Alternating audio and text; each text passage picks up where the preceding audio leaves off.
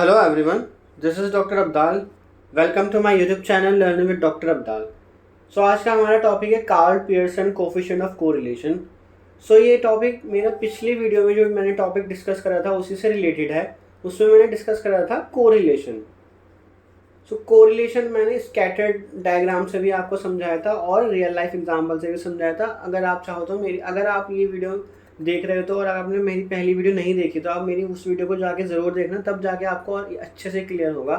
तो वहाँ पे हमने बेसिकली जो हमारे स्कैटर्ड डायग्राम होते हैं उसमें हमने कोरिलेशन, दो वेरिएबल के बीच में कोरिलेशन सीखा था कि वो होता क्या है. कि अगर टेम्परेचर इंक्रीज़ हो रहा है तो उससे आइसक्रीम की सेल भी इंक्रीज़ हो रही है, या फिर किसी चीज़ में कोई रिलेशन ही ना हो. जैसे कि अगर किसी की हाइट ज़्यादा है तो क्या उसके इंटेलेक्चुअल लेवल भी ज़्यादा होगा, या अगर किसी की आई का साइज़ बढ़ा है तो क्या उसके शू का साइज़ भी बड़ा होगा क्या. तो इस तरह से हमने काफ़ी सारे रिलेशन पढ़ने सीखे थे कि अगर एक्स की वैल्यू इंक्रीज़ हो रही है तो क्या वाई की वैल्यू भी इंक्रीज़ होगी. दो वेरिएबल के अगर हम कंपैरिजन करें तो उसमें हमने फिर positive relation and negative correlation and zero correlation, ये सब चीज़ें हमने सीखी थी. बट ये सब चीज़ें हमने, अगर हम उनको डायग्राम, किसी डायग्राम पे स्कैटर्ड डायग्राम बनाएं उसका और फिर वहाँ से स्टडी करें, तब हमने सीखा था उसको.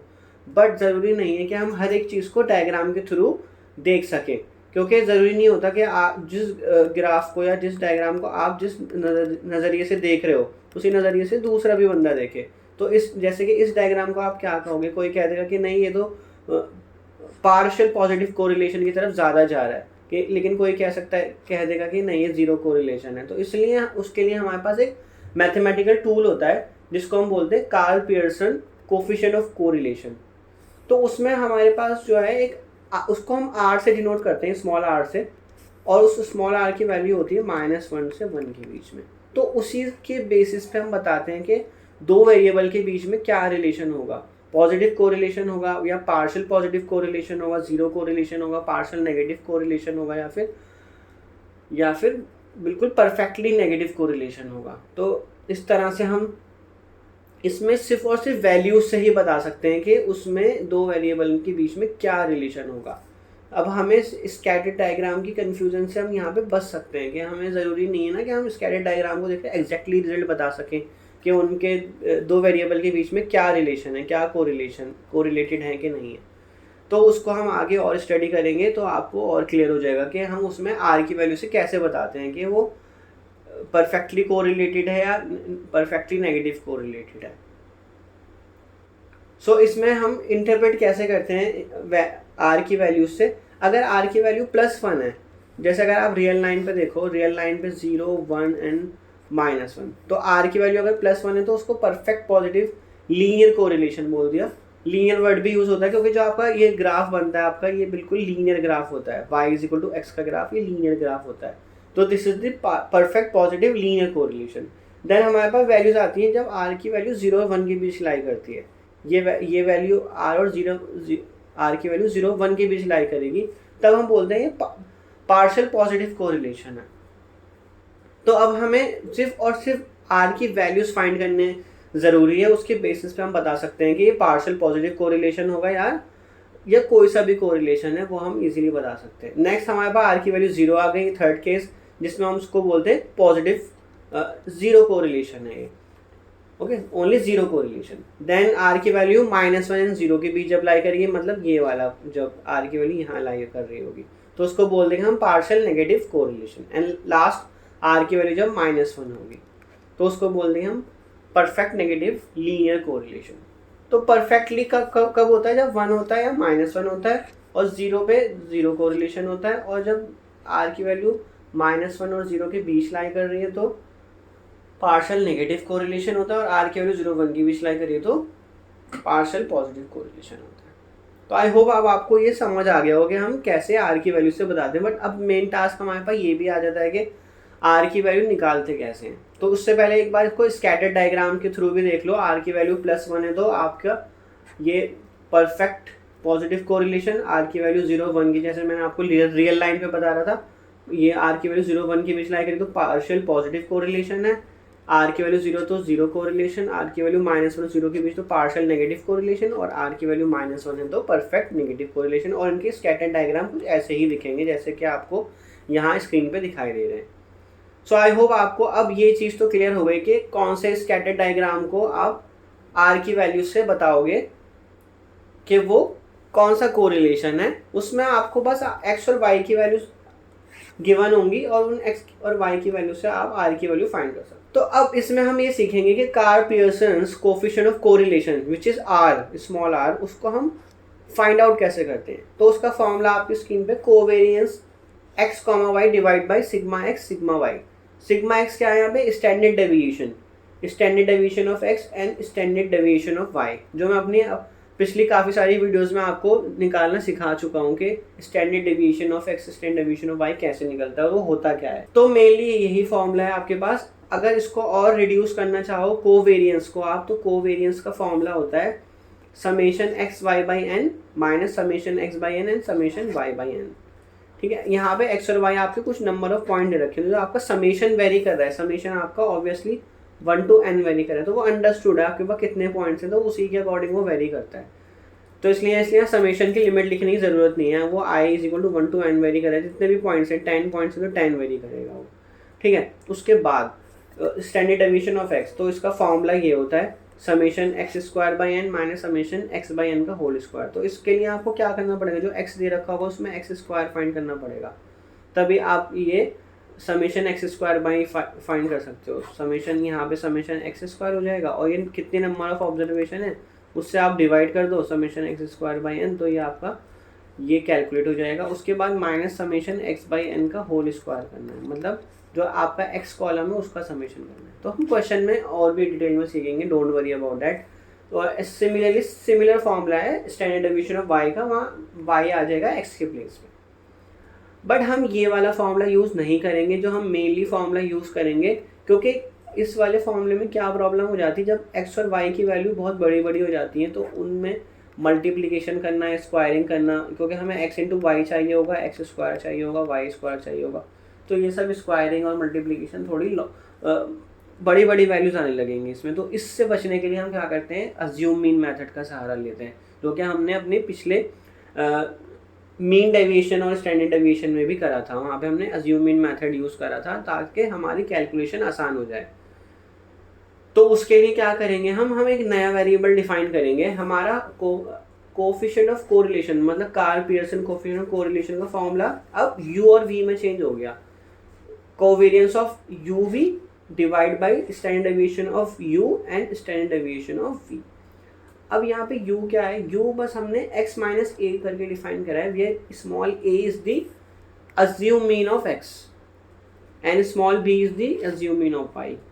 तो अब हम जो हमने पिछला फार्मूला सीखा था कोवेरियंस ऑफ x और y की फॉर्म में सीखा था, covariance of X Y divide by standard deviation of x and standard deviation of y, अब वो चेंज होकर आपका u और v में आ गया। और u आप कैलकुलेट करोगे, मतलब आपके पास एक कॉलम होगा x का, एक कॉलम होगा y का, तो आप x minus a assume mean जो वो आप खुद से अज्यूम करोगे, तो आप हमेशा ऐसी वैल्यू अज्यूम करोगे एक ही जो वो x में से माइनस करके u की बहुत छोटी छोटी वैल्यूज़ आएँ या बहुत ऐसी वैल्यूज़ आएँ जिनको आप इजीली हैंडल कर सको, और आप एक v बनाओगे, v is equal to Y minus v, इस तरह के दो कॉलम बना लोगे। अब आप नेक्स्ट जो करोगे, जो फॉर्मूला है, जो फॉर्मूला अगर आप देखो जो x और y में था, अभी ऊपर x और y में था जो ऊपर summation x Y by n, summation x by n, summation Y by n, अब वो सारे के सारे फॉर्मूले v u और v में कन्वर्ट हो जाएंगे। ठीक है, यहाँ देखो u और v में कन्वर्ट हो गए वो सब। तो अब आपको यही सब चीज़ें निकालनी होंगी, u इंटू वी निकालना होगा, u स्क्वायर निकालना होगा और v स्क्वायर निकालना होगा। तो वहाँ से आपका स्टैंडर्ड डेविएशन आ जाएगा, कोवेरियंस आ जाएगा, और वहाँ से आप उसको r वाले फॉर्मूले में पुट कर दोगे तो आपका Karl Pearson coefficient of correlation calculate हो जाएगा। और फिर उसकी वैल्यूज हमेशा याद रखना, अगर आप क्वेश्चन सॉल्व कर रहे हो तो उसकी वैल्यू हमेशा माइनस और 1 के बीच में ही आनी चाहिए। अगर इसके बीच में नहीं आ रही है, इसका मतलब आपने क्वेश्चन में कुछ गलती करी है। तो ये भी एक तरीका है अपने क्वेश्चन को क्रॉस चेक करने का, कि अगर आपने कोई गलती करी होगी तो आप उसको देख सकते हो कि उसकी वैल्यू 1 से बढ़ी जा रही है या -1 से और छोटी जा रही है, -4 जा रही है, तो आप वहाँ गलत कर रहे हो कुछ। सो आई होप ये फॉर्मूला क्लियर है, हम यही फॉर्मूला यूज करेंगे आगे क्वेश्चंस में। तो एक फॉर्मूला और भी होता है जो उसके सिमिलर होता है। अगर आप इस डेरिवेशन को मतलब कोवेरियंस ऑफ एक्स और वाई को इस तरह से सॉल्व करो तो आप सिमिलरली जो प्रीवियसली मैंने अभी फॉर्मूला बताया वहां तक पहुंच सकते हो। तो इसकी डेरिवेशन में मैं नहीं लेके जा रहा, बट ये फॉर्मूले सारे सिमिलर होते हैं। मतलब काफ़ी डिफरेंट सिचुएशंस में हमें डिफरेंट फॉर्मूला यूज़ करना पड़ता है, लेकिन जो अभी मैं आपको करा रहा हूँ वो मैं covariance of u v divide by standard deviation of u into standard deviation of v वाला फॉर्मूला ही बताऊंगा आपको मैं। ठीक है, तो आपको बस ये वाले फॉर्मूले पे फोकस करना है, जहाँ यू आप x माइनस ए करके सॉल्व करोगे और v y माइनस बी करके सॉल्व करोगे। वहाँ पे a क्या होगा अज्यूम मीन, b क्या होगा assume mean, a assume mean of x होगा और b assume mean of y होगा। तो ये फॉर्मूला मैं जैसे आपको बता रहा हूँ कि ऐसे और भी बुक्स में आपके फॉर्मूले मिलेंगे जो इसके ही सिमिलर होते हैं। आप चाहो तो इससे भी कैलकुलेट कर सकते हो। यहाँ पे x बार और y बार क्या है वो आपको मीन निकालना पड़ेगा, अर्थमेटिक मीन जो होता है। वहाँ आप डायरेक्टली अर्थमेटिक मीन का फॉर्मूला आपको पता है। अगर summation of x by n करोगे तो अर्थमेटिक मीन आ जाएगा, summation of y by n करोगे तो अर्थमेटिक मीन ऑफ y आ जाएगा। So I hope this is clear. तो अब हम क्वेश्चंस करते हैं। सो फर्स्ट क्वेश्चन है calculate coefficient of correlation between x and y for the following data. तो आपको x और y डेटा दे रखा है। कितनी वैल्यूज हैं x की 1 2 3 4 5 6 7। तो 7 ऑब्जर्वेशन है, तो इसका मतलब n की वैल्यू क्या हो जाएगी यहाँ पे आपकी 7 हो जाएगी। तो ये चीज़ आपको यूज़ करनी होगी आगे। अब हम जैसे हमने डिस्कस करा था, हम जो अपना कोफिशिएंट ऑफ कोरिलेशन फाइंड करेंगे वो इस फॉर्मूले से फाइंड करेंगे, covariance of u v divide by standard deviation of u and standard deviation of v. अब यू क्या होता है, वो होता है x माइनस ए क्या है अज्यूम मीन ऑफ ए। तो हम क्या करते हैं यहाँ पे, हम अज्यूम तो कुछ भी कर सकते हैं ना, तो मैं a को यहाँ पे अज्यूम कर रहा हूँ 5।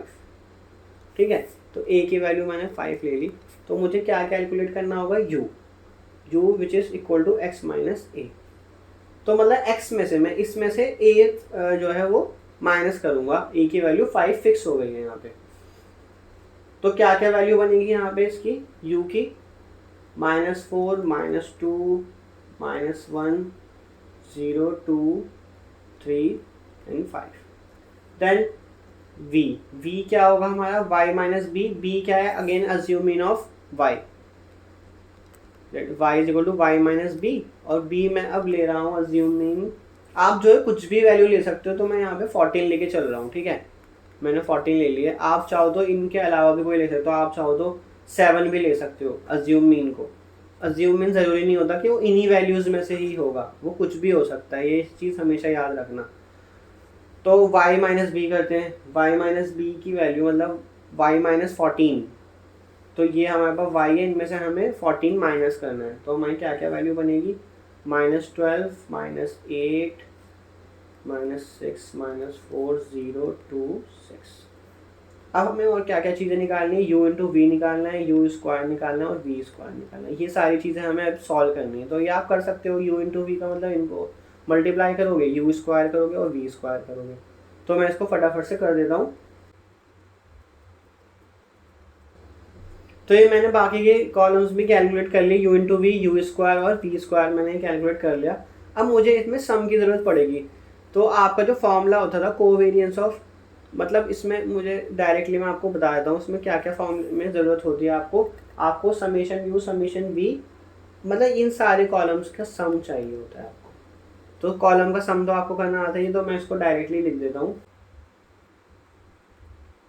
तो ये आपके सम आ गई सारी वैल्यूज़ की, u into v u square और वी स्क्वायर। अब हम पुट करेंगे इसको फॉर्मूला में।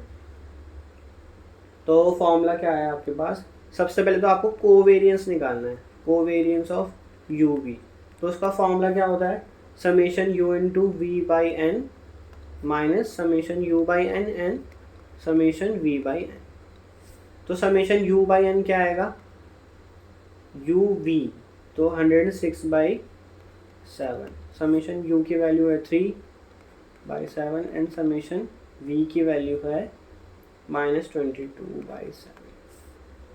तो इसको सॉल्व कर लो। आप चाहो तो कैलकुलेटर में सीधा पॉइंट में वैल्यू निकाल के भी सॉल्व कर सकते हो, या आप इसको फ्रैक्शन की फॉर्म में रखो और हो सकता है कोई टर्म कैंसिल हो जाए इजीली, तो आप वहाँ वैसे भी कर सकते हो क्वेश्चन को। तो इसमें एलसीएम ले लो, क्या आ रहा है इसका 49, देन 106, ये हो गया आपका 742 प्लस, ये प्लस हो जाएगा 66।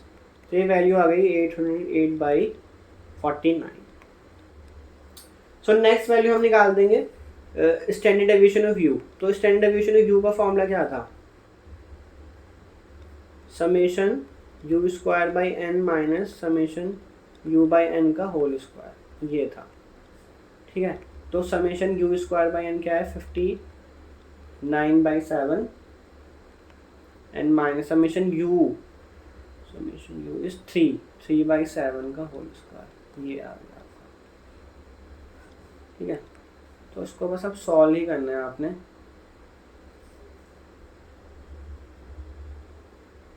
तो इसको मैं डायरेक्टली सॉल्व करके लिख रहा हूँ, उसकी डायरेक्टली सॉल्व करके जो वैल्यू आएगी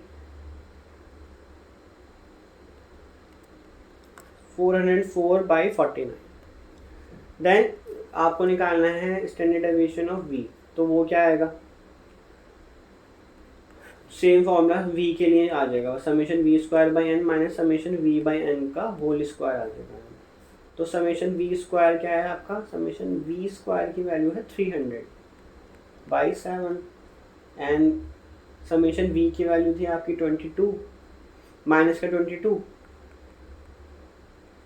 बाई एन मतलब 7 और इसका भी whole square and then square root. तो ये हो गया आपका 300/7 माइनस 484/49। तो इसको सॉल्व करोगे तो इसकी वैल्यू आ जाएगी 1616/47 अब नेक्स्ट क्या करेंगे हम, हमारा जो फॉर्मूला है मेन उसमें पुट करेंगे इसको।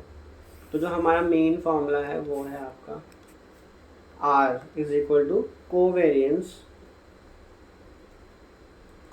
Of u v divide by standard deviation of u standard deviation of we.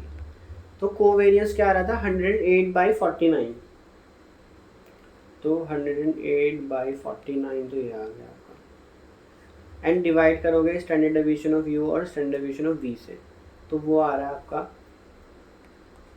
404/49 into 1616/49। ठीक है ना, ये 49 है। तो स्क्वायर रूट और स्क्वायर रूट जब आप यहाँ पे भी स्क्वायर रूट है, स्क्वायर रूट यहाँ पे, तो ये बाहर निकल के क्या हो जाएगा, अगर दोनों पे स्क्वायर रूट मल्टीप्लाई में तो 49, तो 49 से 49 कैंसिल हो जाएगा क्योंकि स्क्वायर रूट दोनों पर है। और बाकी आपका 808 आ गया और 404 एंड 1616 को मल्टीप्लाई करोगे तो आपका जो बनेगी वैल्यू वो बनेगी, वो आप चेक कर लेना 652864 आ रही है वैल्यू। बस इसका स्क्वायर रूट लो, इसका स्क्वायर रूट लोगे तो 808 ही आएगा और ये 1 आ जाएगा। तो आपकी आर की वैल्यू क्या आ गई, आपकी आर की वैल्यू 1 आ गई। तो आर की वैल्यू 1 के लिए क्या था, परफेक्ट था, परफेक्ट पॉजिटिव कोरिलेशन था। तो इस तरह से भी अब आप डेटा को देखोगे अगर, तो डेटा को देख के नहीं कुछ पता लग रहा था इतना खास, हो सकता है अगर आप इसका स्कैटर डायग्राम बनाते तो पता लग जाता, लेकिन हम इसको इस तरह से भी चेक कर सकते हैं आर की वैल्यू फाइंड करके, which is called the Karl Pearson coefficient of correlation. तो हमने इसमें अज्यूमिंग मेथड से करा है, याद रखना, u और v में कन्वर्ट करके। हमने यहाँ पे u और v में कन्वर्ट करा है क्वेश्चन को, जो x और y में दे रखा था। तो फिर u into v, u square और v स्क्वायर और एक्स्ट्रा निकाला हमने, और उसको बस फॉर्मूले में यही चीज़ों की रिक्वायरमेंट होती है। यहाँ नीचे उसका हमने सम कर लिया, सम की रिक्वायरमेंट हमने फॉर्मूले में होती है, और n की वैल्यू आपको पता थी जितनी नंबर ऑफ ऑब्जर्वेशन होती है। तो नेक्स्ट क्वेश्चन करते हैं।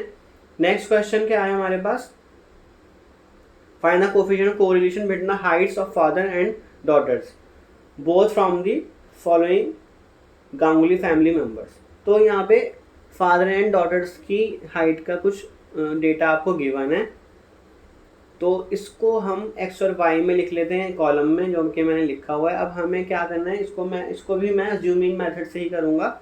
तो मैं क्या करूँगा, इसमें u और v अपना डिफाइन कर लूँगा। तो इसमें सबसे पहले आप देख लो n क्या होगा, n की वैल्यू जितने नंबर ऑफ ऑब्जर्वेशन होती है, कितनी ऑब्जर्वेशन, इसमें 7 ही ऑब्जर्वेशन है अगेन, तो ये हो गया आपका 7। अब आपने क्या क्या निकालना है, u is equal to x minus a, तो आपको a अज्यूम करना पड़ेगा। तो अज्यूम मैं मिडिल वैल्यू कर लेता हूँ 67 और b की वैल्यू जो अज्यूम कर रहा हूँ मैं 69 कर रहा हूँ। तो अगर आपका डेटा इस तरह से इंक्रीजिंग ऑर्डर में लिखा है ना, आप मिडिल वैल्यू भी चूज कर सकते हो, वो बहुत इजीली आपको डेटा देती है, बहुत इजी फॉर्म में डेटा देती है, मतलब कुछ नेगेटिव कुछ पॉजिटिव और जीरो वैल्यू भी आती है। तो वहाँ से आप और भी इजी कैलकुलेशन के थ्रू अपना क्वेश्चन जल्दी सॉल्व कर सकते हो। तो x की वैल्यू, a की वैल्यू 67 हो गई, तो x माइनस ए आपको निकालना है। तो 64 माइनस 67, तो ये किस तरह से बनेगा, -3 -2 -1 0 1 2 3, क्योंकि इंक्रीजिंग ऑर्डर में तो सीधा सीधा आपका और कोई गैप भी नहीं है बीच में। सिमिलरली v निकालोगे तो y माइनस बी, तो b मैंने 69 लिया हुआ है, तो y में से b माइनस करोगे तो y में से 69 माइनस करोगे तो क्या क्या वैल्यू आ जाएंगी इसमें, अगेन -3 -2 -1 0 1 2 एंड 3, क्योंकि हम 69 माइनस कर रहे हैं। फिर आपको u इंटू वी चाहिए होगा और u स्क्वायर चाहिए होगा और v स्क्वायर चाहिए होगा। तो इन वैल्यूज को भी निकाल लेते हैं फटाफट से। तो ये आपकी वैल्यूज आ गई हैं, u into v, u square और वी स्क्वायर। अब हमें चाहिए होगा समेशन, तो हमें किस किस का सम चाहिए, u v, u into v, u square v square, इन कॉलम्स का हमें सम निकालना है। तो अगर u का सम करो तो -3 -2 -1 1 2 3, तो सेम वैल्यू है, सिमेट्रिकल फॉर्म में है, जितनी नेगेटिव की उतनी पॉजिटिव, तो 0 और ये भी 0। u इंटू वी अगर आप सम करोगे 28, यू स्क्वायर भी 20, क्योंकि सारे कॉलम सेम है आपके, u into v, u square v square का कॉलम सेम है, 28 आ गया। तो आपका कार्ल पियर्सन कोफिशिएंट कोरिलेशन क्या होता है, covariance of u v divide by standard deviation of u and standard deviation of v. तो कोवेरिएंस का फॉर्मूला बना लेते हैं हम। क्या होता था वो, summation u into v by N minus summation u by n into summation of v by N. तो समेशन यू बाई एन क्या होगा, समेशन यू हमारे पास 28 आ रहा है, 28/7, summation u into v 28, summation u क्या आ रहा है 0, 0/7 इंटू 0/7, तो इसकी वैल्यू आ गई आपकी 4। Then standard deviation of u, बहुत डेटा मतलब सिमेट्रिकल है, इसमें बहुत आसानी से और भी सॉल्व हो पा रहा है। तो summation u square by N minus summation u by N का होल स्क्वायर था ये। तो समेशन यू स्क्वायर क्या है, वो है 28, अगेन 28/7 माइनस समेशन यू 0/7 का होल स्क्वायर ही करना, तो 0 ही रहेगा, मैं लिखते रहूँगा भी। तो ये आ जाएगा square root of 4 which is 2। Then क्योंकि सिमेट्रिकल डेटा है तो स्टैंडर्ड डेविएशन ऑफ वी भी आप सॉल्व करोगे तो 2 ही आना चाहिए, तो 2 ही आएगा वो। अब आपकी वैल्यू आ जाती है कोफिशिएंट ऑफ कोरिलेशन की, इन शॉर्ट हम इसे कोफिशिएंट ऑफ कोरिलेशन भी बोलते हैं, कोफिशिएंट ऑफ कोरिलेशन। नेक्स्ट आप जो वीडियो देखोगे वो आपका रैंक कोरिलेशन होगा, तो जो शॉर्ट में है एक कोफिशिएंट ऑफ कोरिलेशन है, और नेक्स्ट वीडियो में हम डिस्कस करेंगे रैंक कोरिलेशन, वो भी बहुत इंपॉर्टेंट होता है। तो आपका फॉर्मूला बन गया covariance u v by standard deviation of u standard deviation of v. तो वैल्यू आ रही थी उसकी कोवेरिएंस की 4, नीचे स्टैंडर्ड डेविएशन की 2 and standard deviation of v की 2, तो ये आ गया फिर से 1। तो आर की वैल्यू आपकी 1 आ गई, इसका मतलब क्या हो गया, आपका परफेक्ट पॉजिटिव कोरिलेशन हो गया फिर से।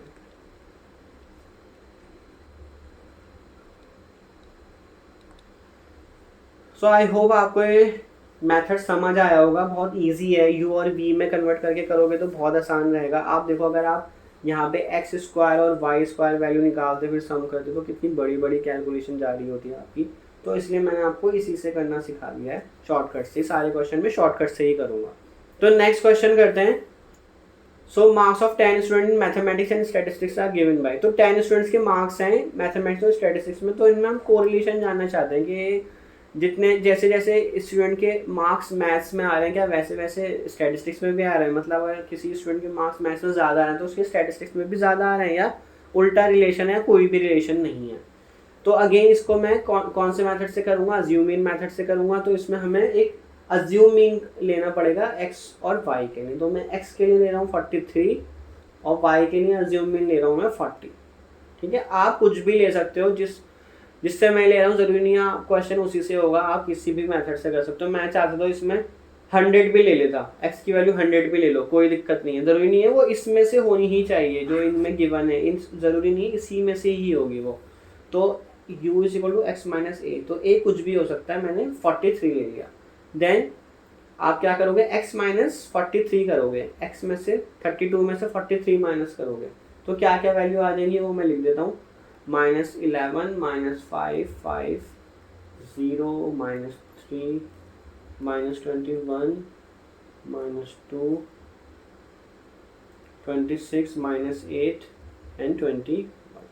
देन अब मैं डिफाइन करूँगा अपना small v which is equal to y minus B.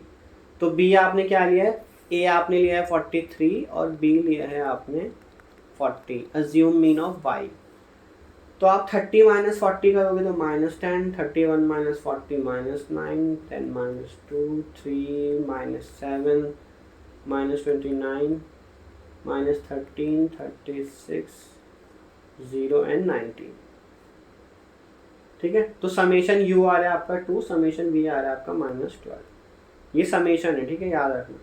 अब हमें क्या क्या चाहिए होता है, 3 कॉलम और u into v, u square और v स्क्वायर। ठीक है, तो इन वैल्यूज को निकाल लेता हूँ मैं जल्दी से आपके लिए। तो ये आपके तीनों कॉलम रेडी हैं, u into v, u square और वी स्क्वायर। अब उसके सम कर लेते हैं। तो u इंटू वी का सम आ रहा है 2136, यू स्क्वायर का सम आ रहा है 1806, वी स्क्वायर का सम आ रहा है 2910। तो अब हम इसे फॉर्मूले में धीरे धीरे पुट करते हैं। सबसे पहले covariance of u v which is you already know, summation u v by n, summation u by N and summation v by N. तो n की वैल्यू यहाँ पे क्या है 10, तुमने बोल ही दिया था मार्क्स ऑफ 10 स्टूडेंट्स, तो काउंट करने की भी जरूरत नहीं है इसमें। तो summation u into v by n मतलब समेशन u और v की, u और इंटू v का समेशन क्या है 2136, तो 2136 by 10, then summation u is 2 by 10 and summation v is -12 by 10। ठीक है, तो इसको आप सॉल्व करना, इसकी वैल्यू आ जाएगी आपकी 213.84 वैल्यू आ जाएगी इसकी। देन मैं स्टैंडर्ड डेविएशन ऑफ u निकालता हूँ which is summation u square by N minus summation u by N का होल स्क्वायर। ओके, तो summation u square by n is summation u square is 1806 by 10 और summation u is 2 by 10, इसका भी whole square करोगे आप, और ये करने के बाद आप इसका स्क्वायर रूट भी लोगे। तो ये वैल्यू भी मैं आपके लिए डायरेक्टली निकाल देता हूँ। This value is coming out to be 13.43 and then standard deviation of v। तो ये क्या होता है, summation of v square by N minus summation v by N का होल स्क्वायर। सेम फॉर्मूला जो है u और v के लिए, बस u और v चेंज हो जाते हैं। तो समेशन वी स्क्वायर की वैल्यू क्या आ रही है 2910 बाई 10 माइनस समेशन वी की वैल्यू क्या आ रही है -12 बाई 10, इसका भी होल स्क्वायर करना है। भूल मत जाना है स्क्वायर करना क्वेश्चन में करते हुए, सॉल्व करते हुए। तो इसकी वैल्यू मैं डायरेक्टली बता देता हूँ आपको, वो आ रही है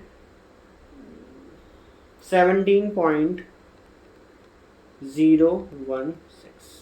अब बस हमें क्या करना है, अब हमें जो स्टैंडर्ड डेविएशन ऑफ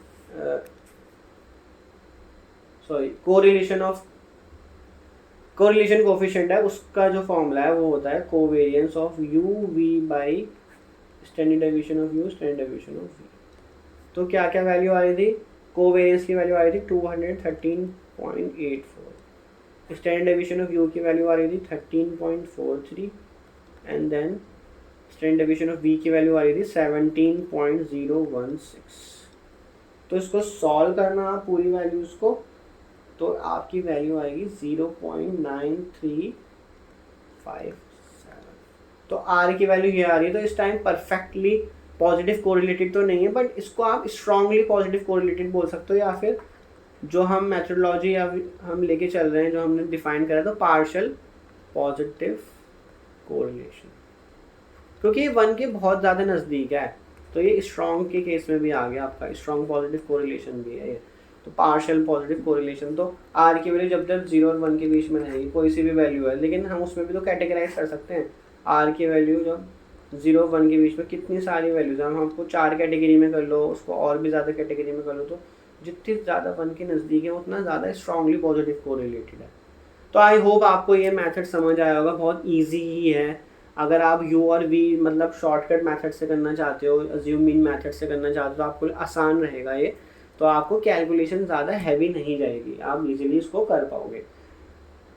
तो फिर मिलेंगे नेक्स्ट वीडियो में। आई होप आपको कोरिलेशन समझ आया। उससे पहले मैंने इंट्रोडक्टरी वीडियो बनाई थी कोरिलेशन पर, वो उसको देखना, अच्छे से समझना, और उसके बाद ये वीडियो ज़रूर देखना, कैलकुलेशन देखना कैसे करिए, तो आपको ये क्लियर हो जाएगा टॉपिक पूरा।